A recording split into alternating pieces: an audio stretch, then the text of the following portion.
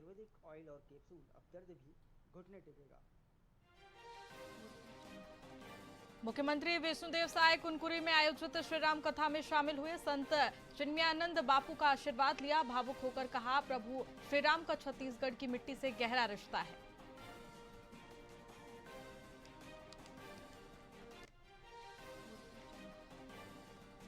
छत्तीसगढ़ के गृह मंत्री विजय शर्मा ने पुलिस विभाग को सख्त निर्देश दिए। छोटे मामलों में अनिवार्य रूप से एफआईआर दर्ज की जाए। कहा, छोटे अपराधों पर समय रहते लगाम लगेगी, तभी प्रदेश में बड़ी वारदातों को रोका जा सकेगा।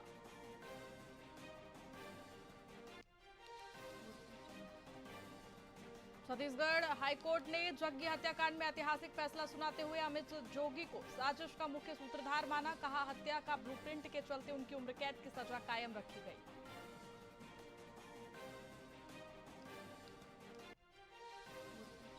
दुर्ग शहर में साइंस कॉलेज से ग्रीन चौक तक केनाल रोड के निर्माण को मंजूरी। शासन ने इस महत्वपूर्ण बुनियादी ढांचा परियोजनाओं के लिए 6 करोड़ का बजट स्वीकृत किया।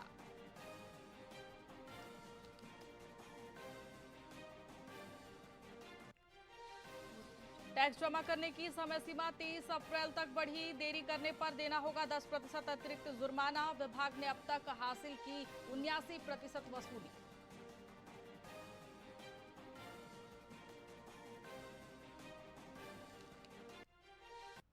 नमस्कार, मैं आपके साथ खुशी गोस्वामी। वीआईपी न्यूज में आप सभी का बहुत बहुत स्वागत है। रुक करेंगे खबरों की ओर।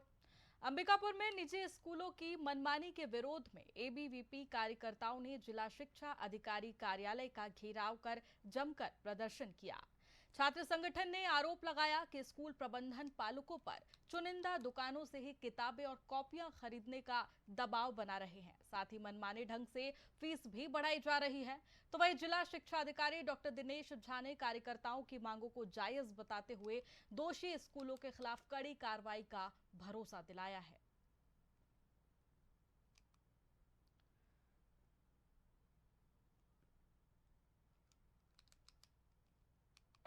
देखिए, जिस प्रकार से प्राइवेट स्कूलों का मनमानी चल रहा है, जैसे एक ही दुकान से किताब लेना, एक ही दुकान से कॉपी लेना, मान के चलिए मैं यदि आर्थिक रूप से मजबूत नहीं हूँ, कोई बच्चा आर्थिक रूप से मजबूत नहीं है, तो विद्यार्थी यदि क्लासमेट का कॉपी यूज नहीं कर पा रहा है, वो यदि माई चॉइस के कॉपी में लिख रहा है, तो ऐसे में उसके ऊपर दबाव बनाया जा रहा है, अभिभावक के ऊपर दबाव बनाया जा रहा है।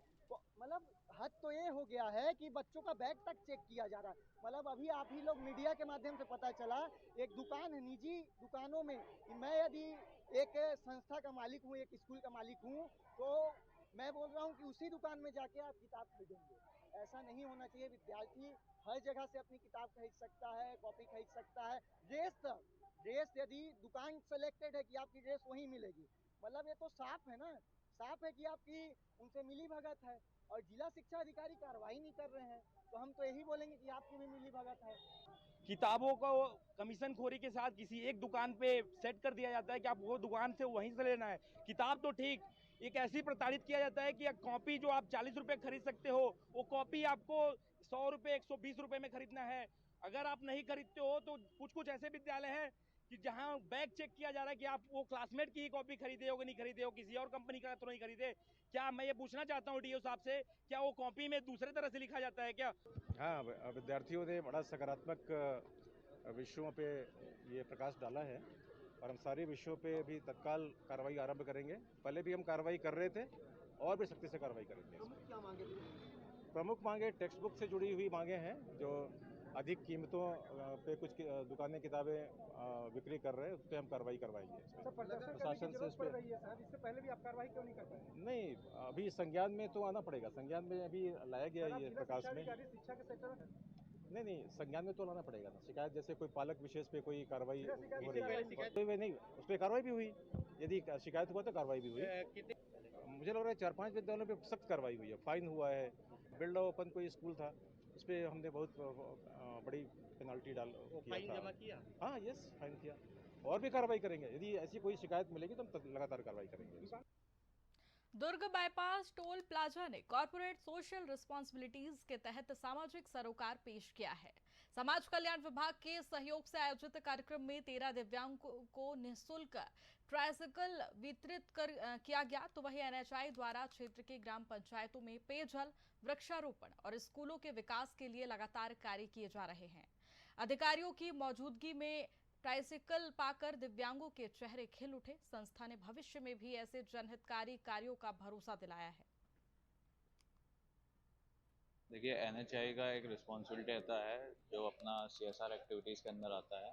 उसका हमारा एग्रीमेंट होता है जो पंचेस नायर के साथ। तो 2017 से ये टोल प्लाजा प्रारंभ हुआ, जिसमें अपने वेरियस इन्होंने काम किए, जैसा कि फर्नीचर दिया स्कूल्स वगैरह में, और वाटर ट्रीटमेंट प्लांट अभी इन्होंने बनवाया था। अभी हम लोगों ने साइकिल का वितरण किया दिव्यांगों के लिए। तो ये हमारे लिए एक बहुत ही खुशी का विषय है और लगातार हम लोग ये प्रयास करते रहते हैं।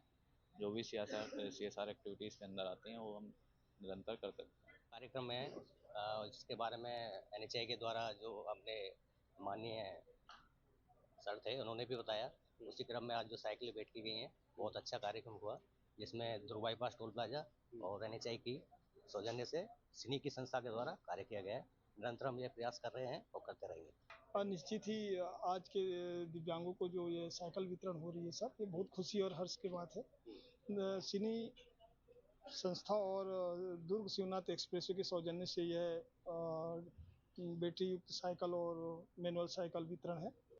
जो जल है उसके शुद्धिकरण यंत्र भी स्थापित किए गए हैं सर, और निरंतर ग्रामीणों से बातचीत करके उनके स्वास्थ्य पहल के लिए, जागरूकता के लिए हम सेशन वगैरह लेते हैं। साथ में स्कूलों में बाल कैबिनेटों को सुदृढ़ किए हुए हैं। एसएमसी के जो मेंबर्स हैं उनको हमने सुदृढ़ करने का कार्य किया है सर। साथ ही स्कूलों में पोषण वाटिका को डेवलप करने का कार्य है। इस प्रकार के कार्य निरंतर किए जा रहे हैं सर। देखिए, एनएचआई का एक रिस्पॉन्सिबिलिटी रहता है जो अपना भिलाई नगर निगम के वार्ड क्रमांक 30 प्रगति नगर में 9 लाख रुपए की लागत से सीसी रोड का निर्माण कार्य विवादों और खुशियों के बीच जारी है। जी हाँ, जहां मोहल्ले वासी सड़क बनने से बेहद खुश है, तो वहीं कुछ लोगों ने निर्माण की गुणवत्ता पर भी सवाल उठाए हैं।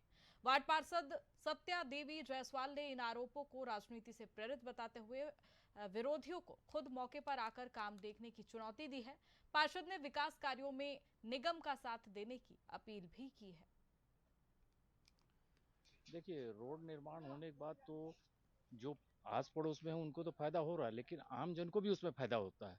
और ये व्यक्तिगत एक का तो होता नहीं है, और जो भी है ये हर के फायदे के लिए ही किया जाता है, और ये बहुत अच्छी बात है और होना चाहिए। मैं तो ये चाहता हूँ भिलाई के हर वार्डों में होना चाहिए ये इस टाइप का काम, और काम भी अच्छा हुआ है। ऐसा नहीं कि काम में कोई गुणवत्ता में कोई सी भी खराबी आई है।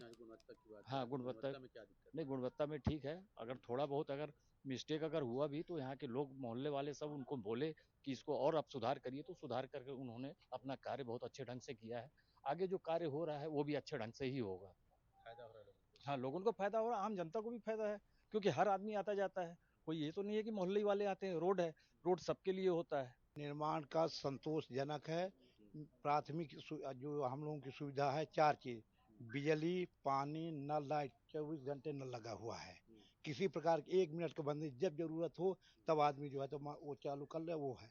रोड पहले भी बनी थी, लेकिन उगड़ कर जब हुए तो फर्स्ट क्लास की, देखिए आप सामने है, रोड बढ़िया बनी हुई है। बिजली पे 24 घंटे रहती है, पानी है। अभी 1-2 दिन से सफाई नहीं काम चल रहा है, नाली हर हफ्ते में करवाते हैं। हाँ, रोड संतोषजनक है। किसी प्रकार का हम लोग का ऑब्जेक्टर, कुछ अब विपक्षी लोग जो हैं वो जरूर इधर उधर कुछ बोले हैं। हाँ, अब उनका नाम नहीं बताएंगे। CL मिश्रा। हाँ, रोड का निर्माण भाई साहब बहुत अच्छी तरीके से हो रहा है, और जहाँ पे अभी रोड बन रहा है वहाँ की माताओं बहनों के द्वारा मांग, बहुत पुरानी मांग थी ये। तो जब मैं पार्षद बन के आई, उस एरिया में जाती थी तो उन लोगों का कहना था कि हमारा रोड बहुत ख़राब है, इसे बनवा दीजिएगा। तो हमने बोला था ठीक है, बनवा देंगे। और वो रोड जो अभी चालू हुई है, बन रही है, बहुत अच्छे तरीके से बन रही है, और जैसा लोग बोल रहे हैं उसी तरह से बनाया जा रहा है उस रोड को। लेकिन कुछ राजनीतिक दल वहाँ पे 1-2 लोग रहते हैं, तो उनके द्वारा क्या है, थोड़ा सा मेरे को लगता है कि उन्हें अच्छा नहीं लग रहा है। अच्छा काम हो रहा है तो थोड़ा जलसी की भावना मुझे लग रही है, तो वो चीज़ें उन्हें हजम नहीं हो रही कि इतना अच्छा काम कैसे हो पा रहा है। भाजपा के वरिष्ठ विधायक अजय चंद्राकर ने मुख्यमंत्री विष्णुदेव साय के दिल्ली दौरे को राज्य के हित में बताते हुए बस्तर के विकास की उम्मीद जताई है। वहीं कांग्रेस और दीपक बैच की सक्रियता पर तंज कसते हुए उन्होंने कहा कि अब वे अखबारों से बाहर नजर आ रहे हैं। आरटीई पर कड़ा रुख अपनाते हुए चंद्राकर ने नियम तोड़ने वाले निजी स्कूलों की मान्यता रद्द करने की मांग की, तो वहीं शराब की प्लास्टिक बोतल और राम वन गमन पथ ऑडिट पर भी उन्होंने बेबाक राय रखी। आरटीई लागू होना चाहिए, बस एक लाइन की बात है। तो गरीब बच्चों को अच्छे स्कूलों में पढ़ने का अवसर मिलना चाहिए। इसमें कोई भी गतिरोध हो, सत्र तो होने के पहले तत्काल हल निकलना चाहिए। मैं शुभकामनाएं देता हूँ